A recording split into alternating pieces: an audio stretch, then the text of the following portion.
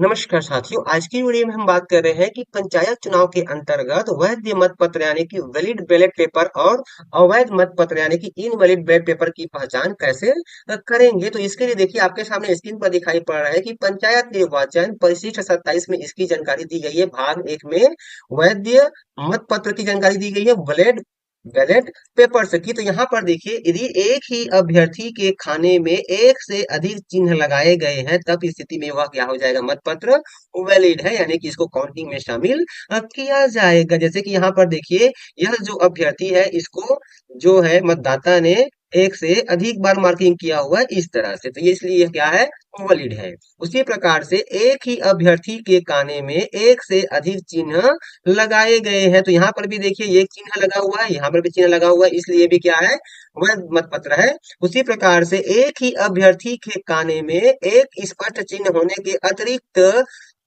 छायाकृत shaded क्षेत्र में भी चिन्ह लगाया गया है, यानी कि यहाँ पर देखिए, ये अभ्यर्थी को यहाँ पे मत दिया गया है मतदाता के द्वारा, और साथ ही यहाँ पर छायांकित भाग में भी ये शेड लगा हुआ है। तो उस मामले में यह जो मत है, वैलिड है, और यह इस अभ्यर्थी के मामले में काउंट किया जाएगा। उसी प्रकार से यहाँ पर देखिए कि शेष भाग छायांकित क्षेत्र में लगा हुआ है, यानी कि आधे से अधिक भाग प्रत्याशी के में पक्ष में लगा है और उससे कम भाग शेष में लगा हुआ है, तब भी ये क्या है, वैलिड बैलेट पेपर होगा और ये संबंधित विद्यार्थी के लिए काउंट किया जाएगा।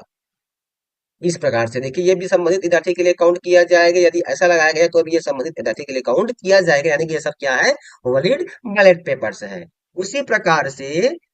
चिन्ह एक ही अभ्यर्थी के खाने में अंशतः लगा हुआ है और चिन्ह का शेष भाग मत पत्र में है। तो यहाँ पर देखिए, यहाँ पर जो चिन्ह जो उन्होंने मार्किंग किया गया है मतदाता के द्वारा, तो यहाँ पर अंशतः भाग क्या है, प्रत्याशी में लगा हुआ है, और बाकी चिन्ह क्या है, गायब है, यानी कि तो ये भी, ये है वैलिड मत पत्र है और ये काउंटिंग में शामिल किया जाएगा। उसी प्रकार से यहाँ पर भी दिया गया, आधा आपको दिख रहा है, आधा क्या है, गायब है, तो ये संबंधित प्रत्याशी के लिए काउंट किया जाएगा, ये वैलिड मत पत्र होगा। उसी प्रकार से मूल चिन्ह स्पष्ट रूप से एक ही अभ्यर्थी के खाने में लगा हुआ है, किंतु उसका जो छाप है किसी अन्य विद्यार्थी के खाने में दिखाई दे रहा है। इस प्रकार से देखिए, यहाँ पर जो हमारा जो मुहर होता है, मत का मुहर डालने का, यह घड़ी की उल्टी दिशा में होता है। इस प्रकार से देखिए, यहाँ पर भी घड़ी की उल्टी दिशा में है, यहाँ पर भी घड़ी की उल्टी दिशा में है। तो यहाँ पर जब क्या है, प्रत्याशी को मत देने के बाद जब मतदाता ने इसको सही तरीके से नहीं मोड़ा है, तो क्या हो गया, इसकी जो छाप है यहाँ पे आ चुकी है, तो यहाँ पर ये छाप क्या है,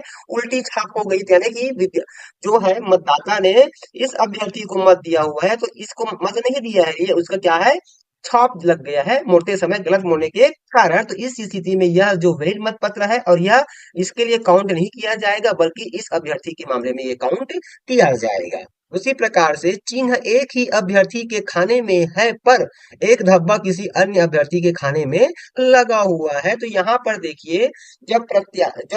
मतदाता जो है, क्या है, मतदाता मतदान अधिकारी क्रमांक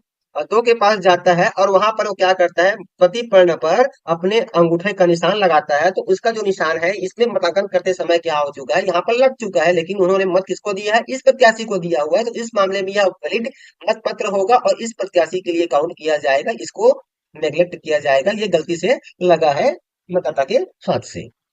उसके बाद मत पत्र पर चिन्ह लगाने के तरीके से यह स्पष्ट प्रतीत होता है कि मत किस अभ्यर्थी के लिए है। यहाँ पर भी स्पष्ट हो रहा है कि मत किस अभ्यर्थी को दिया गया है, इस प्रकार से। तो ये सभी क्या है,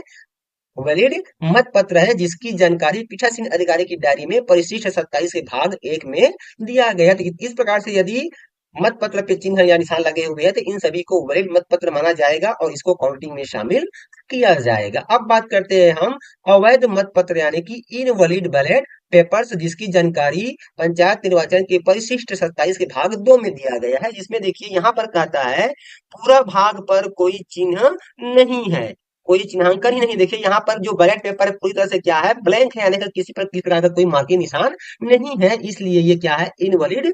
बैलेट पेपर हो जाएगा, अवैध मत पत्र है, इसको काउंटिंग में शामिल नहीं किया जाएगा। उसके बाद प्रयोजन के लिए दी गई सील मुहर के अतिरिक्त किसी अन्य का मार्किंग किया गया है। यहाँ पर देखिए, यहाँ पर जो सील दिया गया था मार्किंग करने के लिए, मत देने के लिए, उसका प्रयोग नहीं किया गया, बल्कि यहाँ पर अलग प्रकार से ये मार्किंग या निशान बनाया गया। तो ऐसे मामले में इसे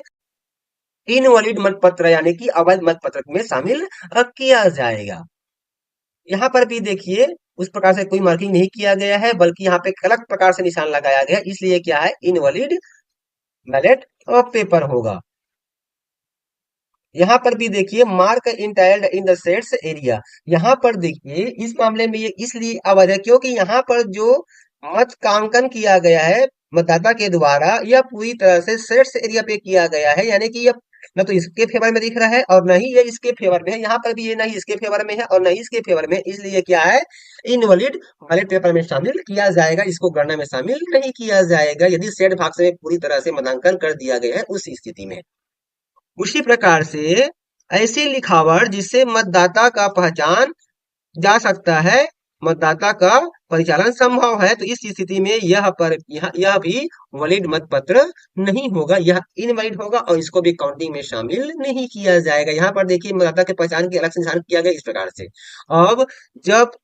चिन्ह दो या दो से अधिक अभ्यर्थी के सामने लगा हुआ है, एकाधिक से अधिक लगा हुआ है, देखिए यहाँ पर भी मतांकन किया गया है और यहाँ पर भी मतांकन किया गया है, तो इस स्थिति में यह इनवैलिड बैलेट पेपर होगा, अवैध मत पत्र है, इसको भी काउंटिंग में शामिल नहीं किया जाएगा। चिन्ह दो या अधिक अभ्यर्थियों के खाने में निकलता है, तो यहाँ पर भी देखिए, यहाँ पर भी इसमें भी निकल रहा है और इसके में भी निकल रहा है, इसलिए ये भी क्या है, अवैध मत पत्र है, इसको भी शामिल नहीं किया जाएगा। और साथ ही चिन्ह मत पत्र के पृष्ठ भाग पर है, यानी कि पीछे साइड में यदि मतांकन किया गया है, इसे भी मत पत्र